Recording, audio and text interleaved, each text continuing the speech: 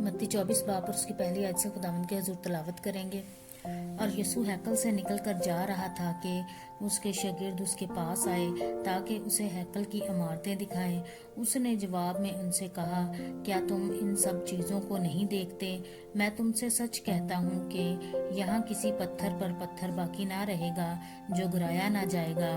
और जब वो जैतून के पहाड़ पर बैठा था, उसके शागिर्दों ने अलग उसके पास आकर कहा, हमको बता कि ये बातें कब होंगी और तेरे आने और दुनिया के आखिर होने का निशान क्या होगा?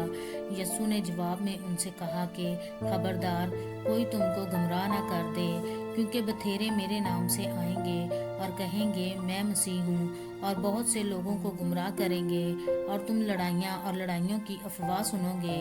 खबरदार, घबरा ना जाना, क्योंकि इन बातों का वाक़या होना ज़रूर है, लेकिन उस वक्त खात्मा ना होगा।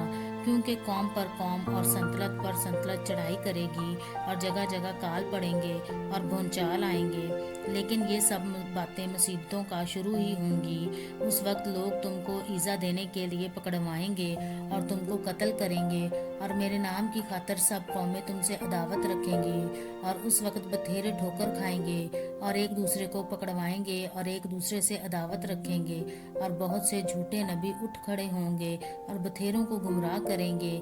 और बेदीनी के बढ़ जाने से बथेरों की मोहब्बत ठंडी पड़ जाएगी, मगर जो आखिर तक बर्दाश्त करेगा वो नजात पाएगा। और बादशाही की इस खुशखबरी की मुनादी तमाम दुनिया में होगी, ताकि सब कौमों के लिए गवाही हो, तब खात्मा होगा। बस जब तुम उस उजाड़ने वाली मकरूह चीज़ को, जिसका जिक्र दानियल नबी की मार्फत हुआ, मुकद्दस मुकाम में खड़ा हुआ देखो, पढ़ने वाला समझ ले, तो जो यहूदिया में हों वो पहाड़ों पर भाग जाएं, जो कोठे पर हों वो अपने घर का असबाब लेने को नीचे ना उतरे, और जो खेत में हों वो अपना कपड़ा लेने को पीछे ना लौटे। मगर अफसोस उन पर जो उन दिनों में हामला हों और जो दूध पिलाती हों। बस दुआ करो कि तुमको जाड़ों में या सबत के दिन भागना ना पड़े, क्योंकि उस वक्त ऐसी बड़ी मुसीबत होगी कि दुनिया के शुरू से ना अब तक हुई ना कभी होगी। और अगर वो दिन घटाए ना जाते तो कोई बशर ना बचता, मगर बरगजीदों की खातर वो दिन घटाए जाएंगे।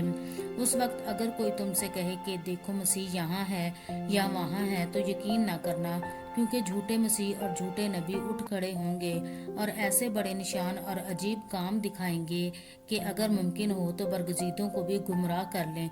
देखो, मैंने पहले ही तुमसे कह दिया है।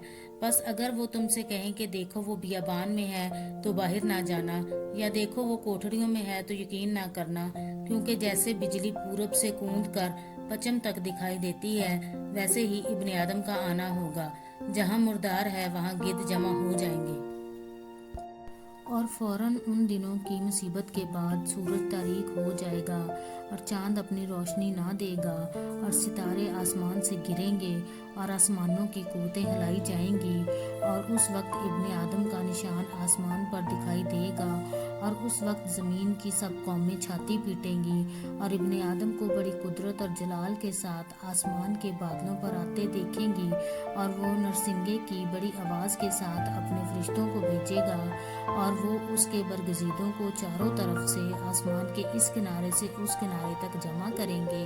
अब अंजीर के दरख्त से एक तमसील सीखो, जो ही उसकी डाली नरम होती और पत्ते निकलते हैं, तुम जान लेते हो कि गर्मी नज़दीक है। इसी तरह जब तुम इन सब बातों को देखो तो जान लो कि वो नज़दीक बल्कि दरवाज़ा पर है। मैं तुमसे सच कहता हूँ कि जब तक ये सब बातें ना हो लें, ये नस्ल हरगिज़ तमाम ना होगी। आसमान और ज़मीन टल जाएंगे, लेकिन मेरी बातें हरगिज़ ना टलेंगी।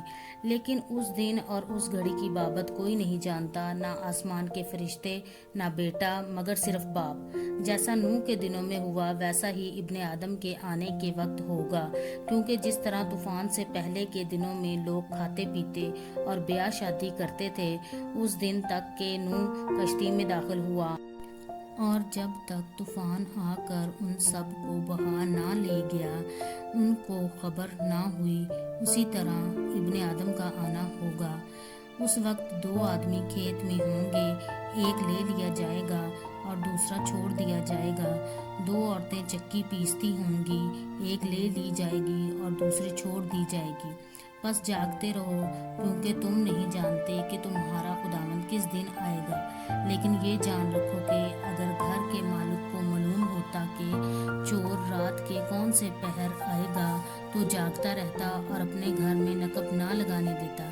इसलिए तुम भी तैयार रहो, क्योंकि जिस घड़ी तुमको गुमान ना होगा इब्ने आदम आ जाएगा। बस वो दयानतदार और अक्लमंद नौकर कौन सा है जिसे मालिक ने अपने नौकर चाकरों पर मुकर्रर किया ताकि वक्त पर उनको खाना दे। मुबारक है वो नौकर जिसे उसका मालिक आकर ऐसा ही करते पाए। मैं तुमसे सच कहता हूँ कि वो उसे अपने सारे माल का मुख्तार कर देगा।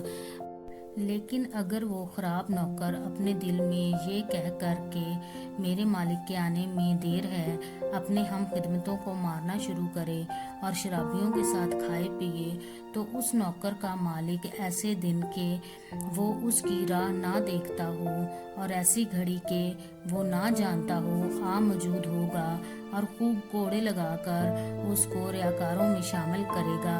वहाँ रोना और दांत पीसना होगा। पाक कलाम के पढ़े सुने समझे जाने पर खुदावंद की खास बरकत हो। आमीन।